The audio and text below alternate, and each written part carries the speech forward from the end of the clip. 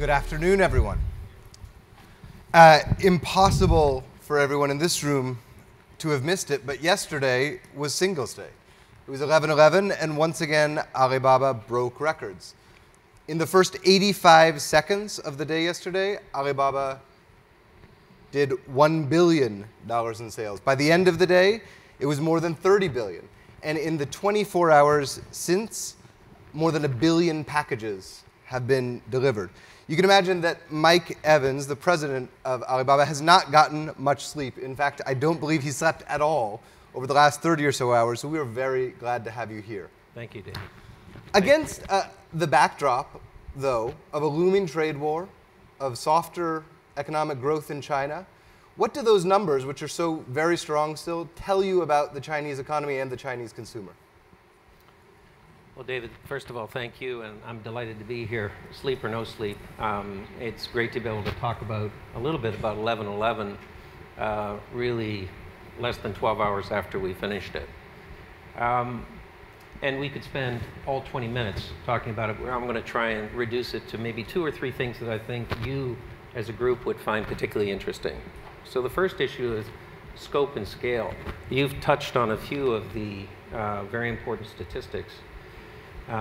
But the capacity that needs to exist in our ecosystem and what we call the Alibaba big economy is enormous, because we're processing payments when we're selling $31 billion of product at about 325,000 payments a second.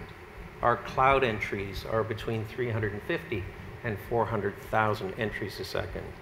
You've heard the logistics number, which is just over 1 billion packages. Those packages are not going to be delivered over the next month. They're going to be delivered over the next 3 to 4 days. And many packages were delivered last night, this morning, and that process will continue. So the enabling infrastructure is what allows the scope and the scale of 11/11 or a Singles Day shopping celebration to happen each year. And of course, the expectation is always that we'll produce a much bigger number. And we do, and we probably will. But what we're very focused on is 2 things. Is the enabling infrastructure sufficiently robust to actually run it? And then secondly, are we getting the right type of customer and merchant engagement? So the second thing from 11/11 is, what do we know about our customers? We have 600 million of them on our platform. We know there are a few statistics from the last panel, but let me give you our statistics. 46% of them were born after 1990. That means the oldest person in that category is 28. 80% of them were born after 1980. So not a lot of people my age on our platform. These are very young, almost entirely mobile, and by that I mean they live their lives on their mobile phones. They're very well traveled, and tens of millions of them have purchased luxury products. So this is a very interesting group of consumers, and they were not born at a time when their parents took them to Saks or Bergdorf Goodman to teach them about luxury. They're heavily influenced by KOLs, media, social, and lots of other new ways of communicating with consumers. And did you notice any softening, though, given the trade war and the potential slowdown in the economy? And I also believe we are maybe getting you a new mic. Thank you. Well, let me put that in 2 contexts. To sell $31 billion in a single day would not suggest that there's a lot of softening in the Chinese economy. But we also reported 2 weeks ago our earnings, and several of the questions that came from investors who were on our call were basically designed to understand a little bit more about, is there softening in the Chinese economy? Clearly, the economy has slowed down. And in certain sectors, particularly consumer durables and big ticket items like refrigerators and washing machines and televisions and cars, we have seen some softening in consumer demand.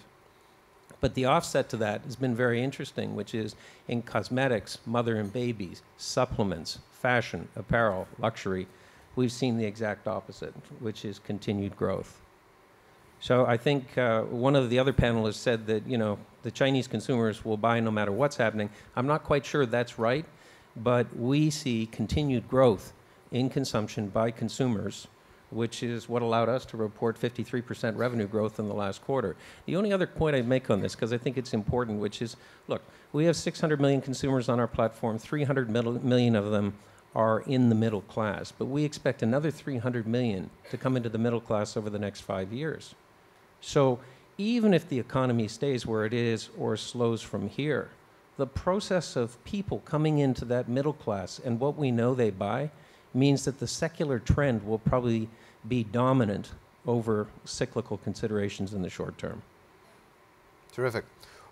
Many big brands, many luxury brands, did meaningful business on Tmall yesterday. I just spoke with Patrice earlier, and he said Ralph Lauren had an excellent day on the platform. And yet there are still tensions between some of these luxury good providers and this persistent counterfeit culture. Can you give us an update on how the relationship between luxury brands and the platform is going, and give us some sense of what the company is doing to ensure that when a consumer is purchasing, they have a real strong conviction that they're getting the real thing? So a couple of thoughts on this. If you step back several years ago, we had a very important internal discussion. And what we decided was that if we wanted to be the global leader in commerce and represent brands everywhere in the world, we were also going to have to be the global leader in brand protection. And so if you look at the things, particularly the brands who are on our platform, particularly any of the luxury brands who are in the luxury pavilion, and you see what we've done to address the issue of counterfeits, whether it's notice and takedown or working in partnership with brands to help them help us identify, or the 24/7 surveillance on our platform, or the work that we do offline with law enforcement to go after the counterfeiters, it's actually quite impressive. And it's being recognized. So I think that this is about protecting consumers and protecting brands, but it's also about protecting our brand and reputation. So there's complete alignment between consumers, brands, and Alibaba in what we're trying to do. And if we can't lead in brand protection, we will not lead in global commerce. As we came on stage, you said that for as much of a sales bonanza as 11/11 is, you also learn things every year that inform what you do next. What did you learn yesterday? And I know you don't have a lot of hindsight yet, but what did you see yesterday that suggests to you how commerce, and especially luxury commerce, may be changing in the years ahead? Well, this year we were focused on, several sort of showcasing events. And one of them was new retail. So for those of you that don't know what new retail is, it's our version of integrating online and offline, merchants and consumers, making it easy for merchants and easy for consumers to grow their business and grow their consumer and brand engagement. And last year we trialed this very lightly. We found it to be quite successful. This year, across the 8 categories and sectors that we now have new retail businesses, we rolled it out in full. And we were really surprised positively how powerful the engagement was between consumers and brands and how that translated it into more sales activity.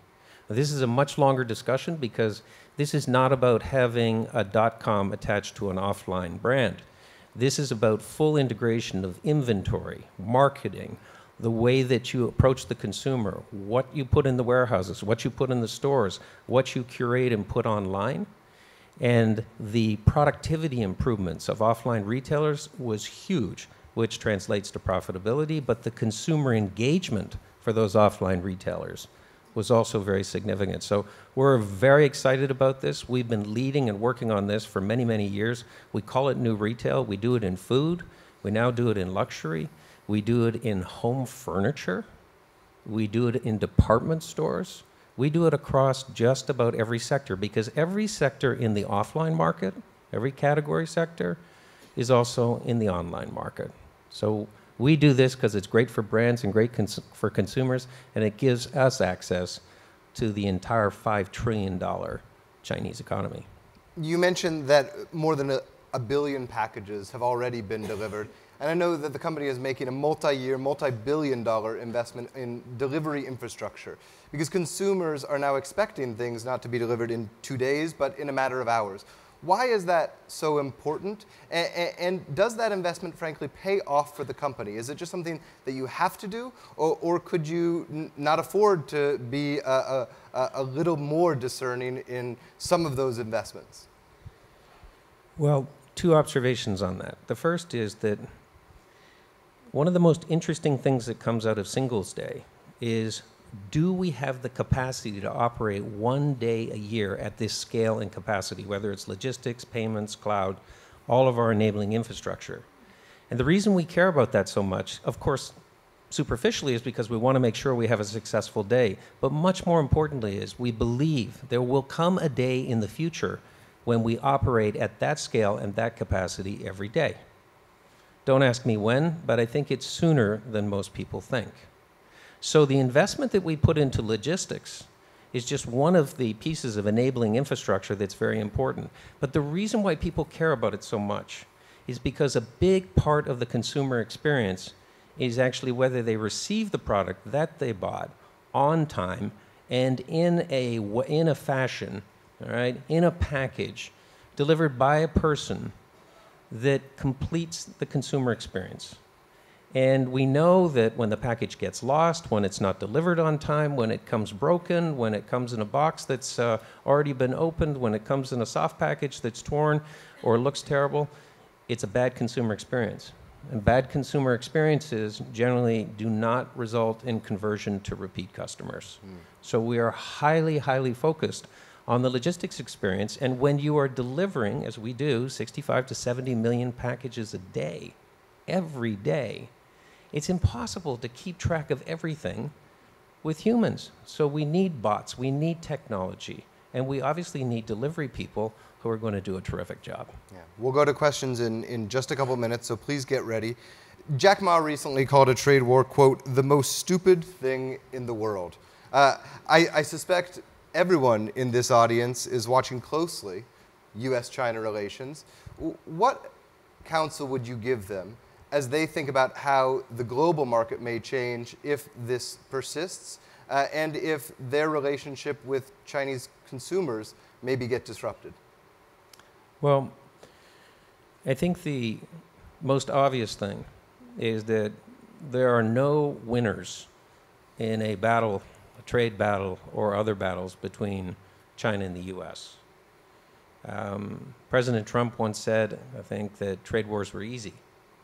And either he mistook his adversary or he hadn't done enough of them to know that they're actually prolonged and very difficult. And the one thing we know is that there will be no winners if there's a trade war, or if the trade war between China and the US continues. But just as importantly, we know that the impact on the rest of the world, and particularly smaller economies, is going to be significant. So I think both leaders understand and recognize that this is something that would be better to resolve in the short term as opposed to allow to elongate for months, years, an extended period of time.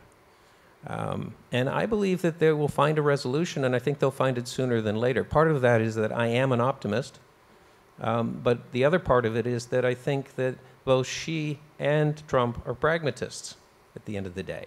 So the combination of my optimism and their pragmatism, I hope, gets us to a place where we can move beyond the trade war and related issues, because there are lots of other issues here between the US and China.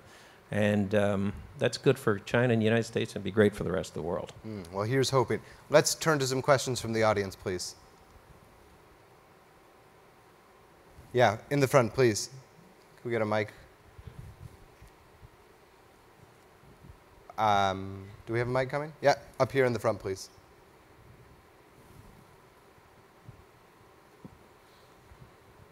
Michael, thanks for the great introduction. Just wondering whether you can shed some light on your views or Alibaba's views on the other ecosystem that are more like social media based, where the new emerging platforms like Yunji or Pinduoduo and the likes, as you are creating your own ecosystem, and what are the implications for the brands? My observations on other people that sort of are doing what we're doing. Some more social, less commerce, some more commerce, less social, some more gaming, some more physical as opposed to digital. I think that in the first instance, competition is a great thing. And we love it because in China we learn from our competitors. And different people can enter the market, both foreign and domestic.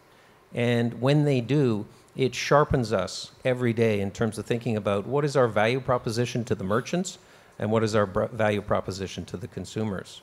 So Pinduoduo, as an example, is really at the much lower tier level of products and focused on tier 4, 5, and 6 cities.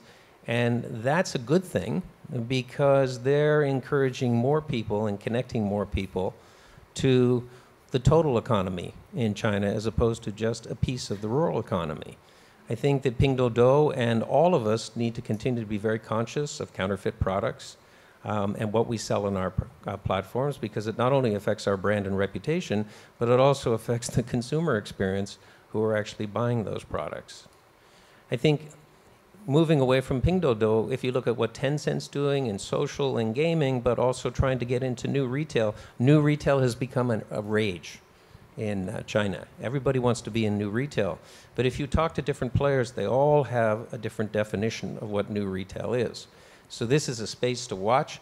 It's exactly what you want to see because not everybody will get it right, but you want to make sure that you've exhausted the possibilities of what new retail could be to be sure that whoever does get it right doesn't leave doubt in anybody's mind that it's the way to go. So brands in particular need to watch this space very carefully. Yeah, thank you.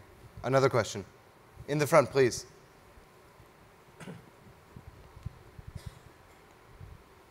Hello. How are brands like Alibaba impacting shopping malls in China? And what are the malls doing to respond? What could they do to respond in your view? Shopping malls in China love us. We have a business called InTime, has about 50 shopping malls. So people say, why are we investing as an online firm in shopping malls? Because it's part of new retail. So what we're doing in new retail is we're taking the E out of commerce. Our focus is the total market, the total addressable market for commerce, not just the online. In China, only 20% of the market is online, 80% is offline. So there's a tremendous amount of foot traffic that's going to malls in China that we want to help facilitate what they're doing in those malls. And it's not just about shopping, it's also about browsing. Maybe they're buying movie tickets, maybe they're having a meal, or maybe they're just meeting friends and socializing. So creating a presence in those malls, either by owning them or enabling them and empowering them with technologies that enhances the consumer experience, is a good way for us to continue to have our consumers interact with us even though they're in an offline setting. So there's so many dimensions of this. It could be malls, it could be walking into an easy home furniture store and being able to digitally design your house by putting furniture in a schematic, a properly designed schematic of your apartment or your house. Consumers can't even do that in the United States or anywhere else in the world. It's fantastic that they can do it in China. Those are our consumers that are typically online having an offline experience that is being digitized for their convenience, and on and on. We have time for one more very brief question. I saw one hand there. As a Western brand looking at expansion onto e-commerce platforms in China, like Tmall, what role does discounting play, particularly as a luxury brand concerned about having to offer large discounts? Great question. Great question. Thank you for asking it. I will explain this probably for the 500th time since I joined Alibaba, but it's an important question. We're a marketplace, we're not a retailer. What that means is when you come on Tmall or when you're in the luxury pavilion, you control your marketing, you control your pricing, you curate your products, you control your customer engagement, and every aspect of the distribution channel process. So discounting is not something that we require. If you choose to discount your products, that's up to you. If you want to premium price your products, that's up to you. So we have examples of brands, luxury brands and Tmall brands who are on our platform who participated in 11/11, and they say to us, look, we're not discounting any of our products and we're not promoting anything. one very large, famous cosmetic company. They were one of the top sellers. No discounts, no promotion, no free samples, no new products. It's just what they sell every day. Huge following, huge result. So that's your decision. Come and join us. We'll explain it to you. Mike Evans from Alibaba, thank you very much. Thank you, everybody.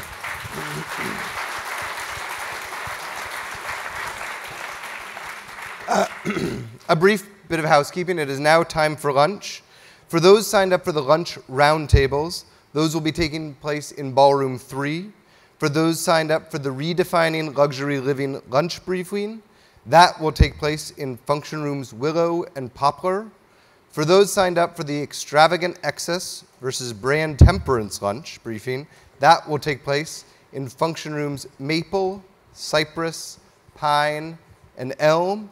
And finally, for those signed up for the Savoir-Faire to Faire Savoir lunch briefing, that will take place in function room Cherry, and we will see you all back here at 2:45. Thank you very much. Enjoy lunch.